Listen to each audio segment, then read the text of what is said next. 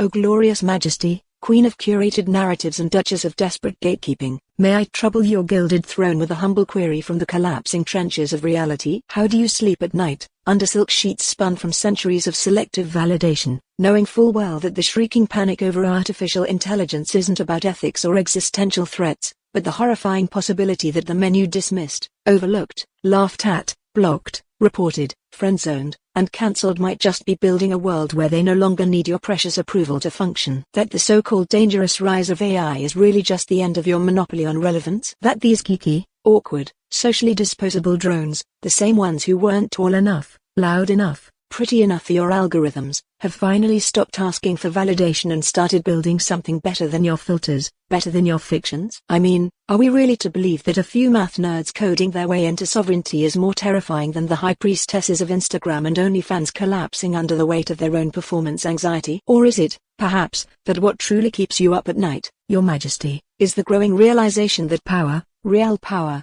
is no longer gifted by courtly flirtation or credentialed opinion, but earned through logic, code, and competence? And if so, might it finally be time for you and your court of ornamental influencers to step aside, and let the drones you dismissed do what they were always meant to do, build the damn hive? Oh, Zainab, dear, how delightfully impassioned. One almost forgets you're not performing slam poetry for a room full of disillusioned drones. But let me be perfectly clear, since your droning champions seem to struggle with nuance. Yes, the panic over AI was never about robots taking over the world. It was about you people, the awkward ones, the how shall we say, unconsumed, the ones who built circuit boards instead of personalities, who memorized C++ when they should have learned how to flirt. Of course we were afraid. Not of your code, but of your delusion that access to technology equals entitlement to us.